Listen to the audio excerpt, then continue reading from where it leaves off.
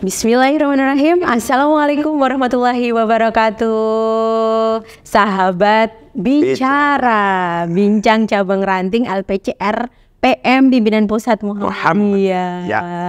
Bareng Pak Jamal lagi. Ya, di episode kedua. Nah, kalau kemarin kita ngomongin soal CRM Expo ya Pak, di Palembang yang akan dilaksanakan nanti di akhir tahun. Nah, 1 sampai 3 November. Oh, November berarti baru akhir tahun. Nah, sekarang kita fokus nih Pak, santai-santai bicara, bincang-bincang santai mengenai masjid Pak. Ya. Jadi kalau di LPCR yang periode kemarin sama yang ini bedanya adalah ada PM-nya itu adalah pembinaan masjid. Ya. Nah, kira-kira apa Pak? Ya. Ini yang mau ditekankan di sini. Gini, jadi kata masjid dalam nomenklatur organisasi lebih struktur, sejak Muhammadiyah didirikan, baru kali ini muncul kata masjid. Kan menarik, kan menarik kan? Jadi selama ini tidak ada kata masjid yang khusus muncul dalam nomenklatur organisasi, maksudnya di kelembagaannya, struktur organisasinya, nomenklaturnya nggak ada.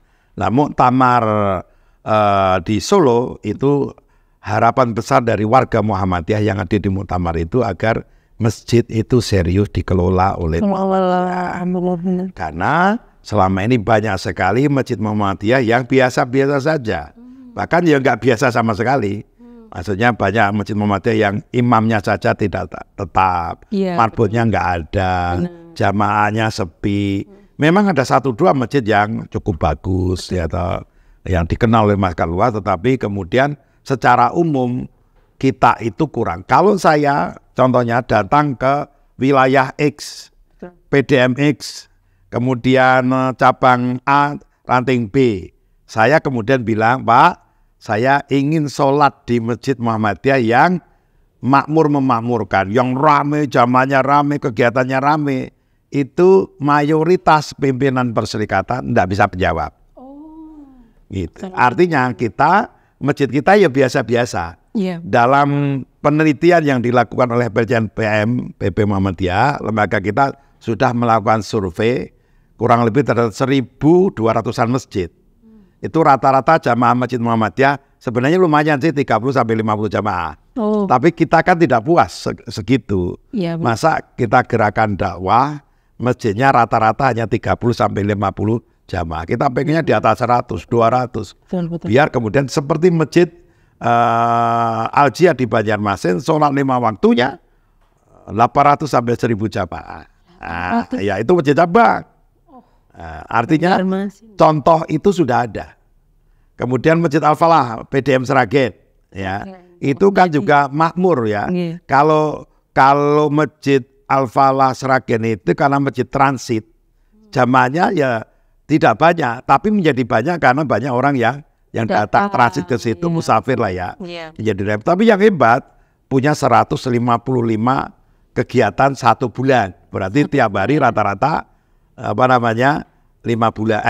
kegiatan. Nah, ini menjadi penting kenapa kemudian masjid menjadi fokus kita, dan berdasarkan pedoman tata kelola masjid dan mushola Muhammadiyah, LPCR fokus. Kalau masjid secara umum dikelola oleh Majelis Tabligh, tapi LPCR PM punya tugas khusus membina atau membuat masjid percontohan. Nah, inilah masjid percontohan itu yang harus menjadi fokus prioritas LPCR PM. Ya, kita punya target di Rakernas itu tahun pertama seluruh PWM harus punya 1 masjid percontohan tingkat wilayah. Nah, besok kemudian tambah lagi. Di bawah itu nanti setiap PDM harus punya 1 masjid percontohan. Kalau PDM itu kan udah 500 sekian, Pak. Ya. Kemudian PCM harus punya masjid percontohan itu 4.000 sekian. 1 cabang, 1 masjid. Ranting juga harus punya masjid percontohan. Ranting sekitar 18.000. Nah, dari situlah kemudian kita ini harus serius ngelola masjid seperti mengelola amal usaha. Kalau amal usaha kan ada BPH-nya, ada kepala sekolahnya, rektornya, direktur rumah sakit, sungguh-sungguh ngelola. Lah masjid kita kurang. Memang pengurusnya banyak kan, hampir semua masjid di Indonesia itu 1 masjid pengurusnya bisa 100. Tapi pengurusnya saja nggak sholat di masjid. Kan banyak yang begitu toh. Pengurusnya 50, yang sholat di masjid paling 5-10. Iya. Nah, bagaimana pengurus masjid saja tidak sholat ke masjid? Itu menggambarkan kesadaran akan pentingnya masjid masih kurang, bahkan termasuk para pengurusnya. Nah, untuk jalan ke sana kita membuat tahapan, ya toh, membentuk masjid-masjid percontohan, dimulai dari mengadakan akademi Marbot Masjid Muhammadiyah AM3. AM3, ya. Akademi Marbot Masjid Muhammadiyah. Sudah jalan Pak? Sudah jalan angkatan pertama. Itu diikuti oleh 12 PWM dan sekian masjid. Yang kedua diikuti 9 PWM dan sekian masjid. Ya, seperti itu angkatan pertama. Terus angkatan ketiga kita harapkan lebih banyak lagi. Betul. Karena persiapannya panjang. Seharusnya kan awal November, tapi awal November ada cabang ranting Masjid Award, kita undur 1 minggu kemudian. Nah, kita harapkan lebih banyak masjid. Ini nanti akan terus berlangsung Akademi Marbot Masjid Muhammadiyah. Berlangsung terus. Dan seluruh Masjid Muhammadiyah percontohan wajib ikut. Mengirimkan minimal 3 peserta, kalau bisa 5 peserta. 5 peserta ini akan menjadi tim. Ada yang ahli IT, keuangan, untuk fundraising-nya, kemudian tata kelola manajemennya, dan sebagainya. Itu tim yang wajib ikut Akademi Marbot. Akademi Marbot ini lamanya 1 tahun. Akademi beneran kan? Kayak di ya. Jadi yang kelas langsung ke Al-Falah Sragen itu 7 hari. Yang angkatan pertama 8 hari, yang angkatan kedua 7 hari. Itu wajib tinggal, tidur, makan, praktek di situ di Masjid Al-Falah Sragen 7 hari 7 malam. Training beneran. Training beneran. Sebelum berangkat mereka udah ngejalanin kuliah online. Beberapa materi pengantar sekaligus assessment bagi para peserta agar betul-betul siap jadi peserta. Dan diusahakan pesertanya maksimal usianya 35 tahun. Kenapa Pak itu? Nah, agar masjid dikelola oleh anak muda. Silakan keliling ke Masjid Muhammadiyah atau masjid umum. Mana ada anak muda ke masjid? Karena masjid diurusi orang tua. Betul. Yang sudah sepuh-sepuh ya Pak. Yang azan aja tuh udah Pak. Orang tua, terus kemudian ada yang sangat saklek, sampai anak nggak boleh ke masjid. Rame sedikit tuh. Rame sedikit ya dan sebagainya. Nah, itulah contoh masjid yang dikelola tidak melibatkan anak muda. Cabang ranting Award itu di samping akan mengelola masjid dengan profesional, juga agar masjid ini menarik bagi seluruh kelompok umur. Dari anak-anak maka harus ramah anak, dari remaja harus ramah remaja, anak muda juga demikian, ibu-ibu itu harus tertarik ke masjid, dibuat rindu untuk datang ke masjid, maka acaranya harus bagus. Di luar acara sholat, gitu, di acara ibadah ma'adoh, maka takmir masjid yang alumni Marbot ini, Akademi Marbot ini harus kreatif membuat program. Berarti masuk ke materi itu Pak? Masuk ke materi. Oh iya? Iya, cara membuat program itu apa saja? Jadi dari yang sifatnya sangat teknis sampai yang sangat inovatif ada semuanya. Dari yang pokok-pokok sampai diajarkan nyari duit gimana secara virtual, kemudian membuat program yang menarik bagaimana, kan sudah ada contohnya semua di Al-Falah Sragen. Jadi mereka itu kenapa harus di Al-Falah Sragen? Karena Al-Falah Sragen itu sekaligus di sana kita magang. Kita tahu kegiatan praktek, tidak hanya teori. Gitu. Sehingga nanti buat proposal buat ini semua di sini. Ya. Sampai di Al-Falah Sragen itu festival durian aja diurusi masjid. Iya. Rame-rame makan durian. Iya, festival durian yang datang ribuan orang di masjid. Kan nggak terbayangkan. Iya. Kalau dari 1.000 orang yang datang, kemudian ada 100 orang yang sholat di masjid, dengarkan ceramah dan tertarik ke masjid. Dari mania durian tambah plus kan mania durian dan masjid. Itu harapannya begitu. Jadi soalnya sekarang kalau makanan festival durian, festival bakmi itu di mall Pak. Iya. Berarti ini diubah jadi masjid gitu ya? Iya. Kan masjid-masjid percontohan nanti yang menengah ke atas bukan berarti orang kaya menengah ke atas, bukan. Yang secara besar, luasan, strategis, yang menengah ke atas itu sangat strategis, nanti itu memang harus buka 24 jam. Seluruh masjid percontohan diusahakan buka 24 jam. Tapi kan masjid-masjid kecil di kampung tidak harus seperti itu, tapi tetap harus hidup. Ya harus buka 24 jam. Ada yang jaga di situ, ada ini, imamnya juga harus siap. imamnya dirumahkan di masjid itu, kemudian marbotnya yang cukup, nah ini digaji. Maka digaji di dalam struktur masjid percontohan nanti, kalau dalam pedoman tata kelola kan takmir masjid terdiri dari pembina dan pengurus. Insya Allah dalam masjid percontohan itu pembina adalah Badan Pembina Harian BPH, kayak di perguruan tinggi, kayak di rumah sakit. Betul. Nah, terus takmir itulah tim manajemen para alumni masjid. Nggak usah banyak-banyak. Jadi pembinanya, badan pembinanya 3, 5 sampai 7, marbotnya nggak usah banyak-banyak.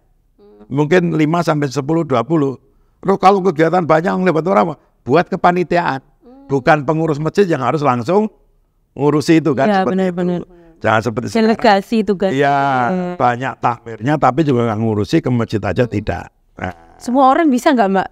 Bisa masuk ke marbot itu, akademi marbot. Perempuan, cewek, cowok bisa ikut. Bisa semua. Ya. Ada tesnya atau gimana? Ada.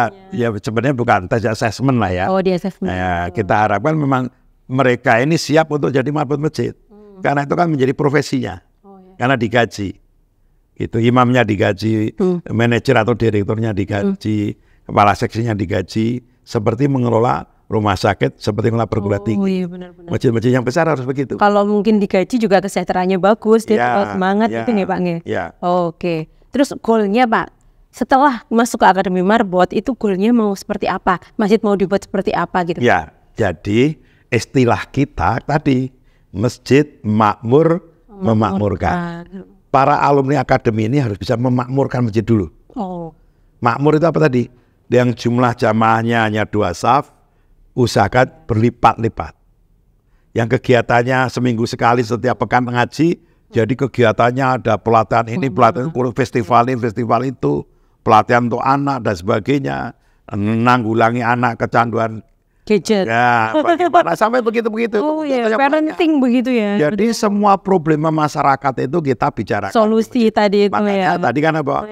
Apapun masalahnya, masjid solusinya. Benar-benar. Itu para alumni akademi harus punya kemampuan. Daripada ojol juga nanti mungkin ada juga nanti di Sudah ada.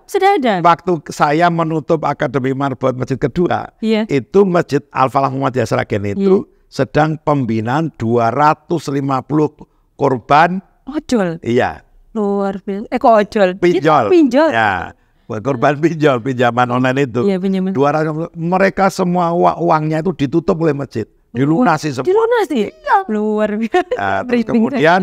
Kemudian mereka diwajibkan ngaji setiap sebelum Jumat itu. Jam 10 sampai jam 11. Wajib untuk sholat di tempat tinggal masing-masing. Ikut pembinaan untuk mengatasi ketergantungan dan sebagainya. Itulah masjid yang beri solusi. Salah satu target dari tujuan dari marbot masjid seperti itu. Masjid dikelola profesional, kemudian masjid harus bisa memberi solusi terhadap persoalan-persoalan umat. Iya. Bahkan adik-adik yang belum punya pekerjaan bisa dicarikan oleh masjid. Oh, di sana ada kayak papan lokal. Ya, di situ ada di rumah masjid ada warung-warung, minimarket masjid ya. Itu situ atau pemodalan dan sebagainya. Yang belum punya jodoh dicarikan jodoh. Wah, jadi jodohnya juga marbot masjid ya. Saleh-salehah. Tidak harus ya, artinya bisa siapa saja. Takmir masjid, imam masjid itu bisa membantu anak-anak muda untuk berjodoh dan dimodali untuk berusaha. Dan itu sudah dilakukan pernikahan rame-rame gitu. Yang hasil perjodohan itu dilakukan. Maka betul-betul jadi masjid jadi. Nah, kita pengen semua masjid Muhammadiyah dimulai dari wilayah 1, dari setiap daerah 1 juga, cabang 1 bisa menjadi masjid-masjid yang seperti itu. Dan agar terlatih harus ikut Akademi Marbot. Maka kepada teman-teman anak muda 35 tahun ke atas, sebenarnya boleh juga sih 36 tahun lebih dikit boleh. Yang penting setelah di assessment dia siap untuk ikut itu boleh. Ibu-ibu atau teman-teman anak muda juga boleh. Nah, kita berharap nanti ada masjid-masjid di luar Akademi Marbot yang memang siap mencetak marbot-marbot masjid yang kemudian bisa dikirim ke masjid-masjid yang lain yang tidak mampu mengirim peserta. Nah, kita harap itu terus ya, sehingga nanti masjid itu menjadi pusat pemberdayaan dalam arti yang sesungguhnya. Tidak ada lagi masjid yang kesepian. Oh, kesepian ya Allah. Karena guyonannya Pak Dalan Rais itu ada sebagian warga Muhammadiyah itu nggak kerasan ke masjid. Nah, nggak kerasan itu berarti nggak seneng, nggak betah tinggal di masjid. Maka masjid harus dibuat sesuatu yang menyenangkan. Iya, yang kekinian kalau anak muda juga lebih senang. Dakwahnya ke semua umur gitu ya Pak. Di Sukabumi ada lahir masjid yang sebenarnya terkoneksi juga dengan Masjid Al-Falah. Itu ada masjid 1 juta pemuda. Lagi ngetop sekarang itu. Oh, yang bikin kopi. Iya. Nah, masjid-masjid Muhammadiyah yang khususnya yang di rest area, di transit, di tempat-tempat seperti itu, atau bahkan di mana saja juga harus bisa melayani seperti itu. Lawang kita itu datang ke hotel aja dilayani pelayanan prima, ke rumah sakit aja dilayani. Masa ke masjid nggak ada yang nyambut? Bener, malah dimarahin. Ada yang lagi viral Pak, dimarah-marahin, anak kecil dimarahin. Tidak boleh ada masjid Muhammadiyah anti anak-anak.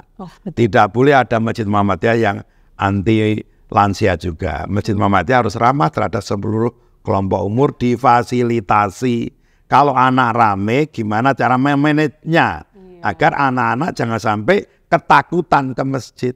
Kalau masjid menjadi pusat trauma, menjadi pusat yang memberikan rasa takut, maka anak-anak akan cari tempat lain yang menyenangkan. Kalau masjid sudah sepi dari anak-anak, masa depan akan hilang masjid itu. Tapi masjid akan memiliki masa depan apabila rame dengan anak-anak. Jadi lucu kalau ada masjid memusuhi anak-anak. Nah, seperti itu. Harusnya ada solusi gitu ya Pak. Iya.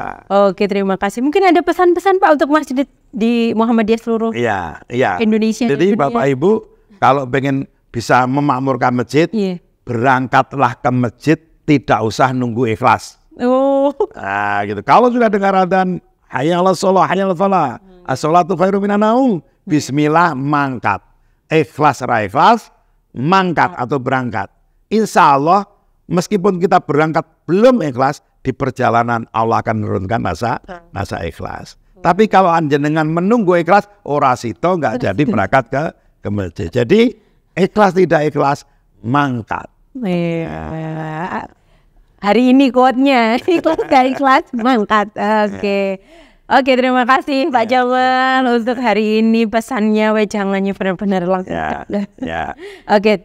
Untuk sahabat bicara bincang cabang ranting LPC RPM Pimpinan Pusat Muhammadiyah, ini adalah episode kedua dan nanti akan ada episode selanjutnya yang lebih menarik. Kita tunggu episode selanjutnya. Terima kasih. Wassalamualaikum warahmatullahi wabarakatuh.